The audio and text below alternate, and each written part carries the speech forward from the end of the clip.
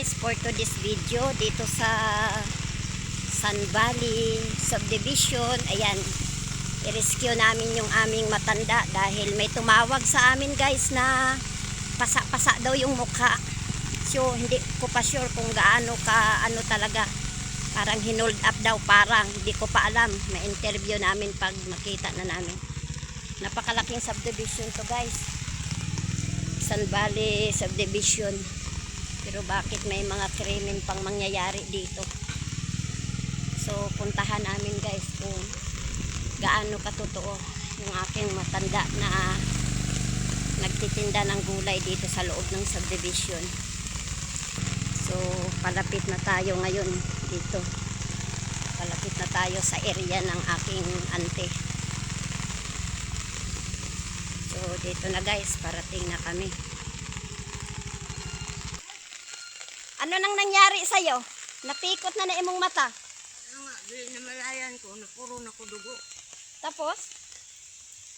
Saan ka ba natulog? Doon. Sobrang na kong pagod gapon ba paghapon. Sinundo ka ni Dado, di ba? Ano yan? Binugbog ka? Hindi ko malala. Diyos ko po, ano? Mag-report tayo ni Sir Efren. Para, ano yan, tignan mo yun, oh. Alisin mo nga yung sombrero mo.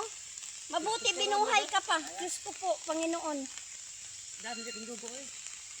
Lumipat ako doon sa kabila ng Rosario. Doon sa bahay. Tira mo. Hindi na, punta tayo sa admin. Sa admin muna tayo. Division to, bakit may krimen na ganyan? Saan ka ba natulog? Tapos may diretso tayo sa barangay. Dito yan guys, natutulog yung auntie ko. Ayan ang pinakakubo niya guys. Eh. Ngayon lang yan nangyayari guys. Ngayon lang talaga. Kaya hindi namin malaman bakit. Ano, mabuti may nagmamahal pa sa kanya na tinawagan ako na i-rescue namin yung auntie ko. Krimen? Oh, Ano pa man? subdivision to mang. Bakit nakasipti na dapat kayo? Muna kami ng admin guys para malaman to ng homeowners. So dito na kami sa admin guys, mag-report kami sa nangyari sa aking auntie.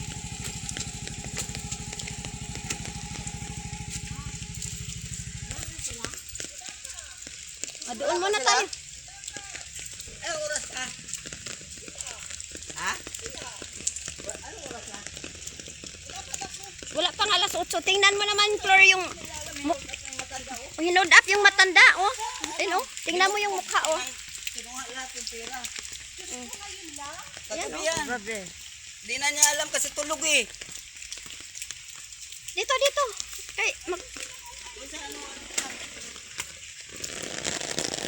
Dito, dito. Kapit ka sa akin. Kapit. Ha?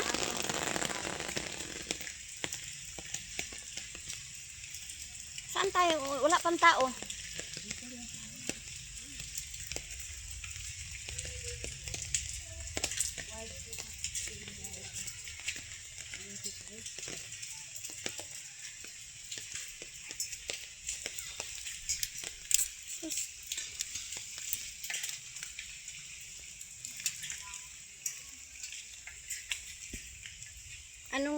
Ano natin ito?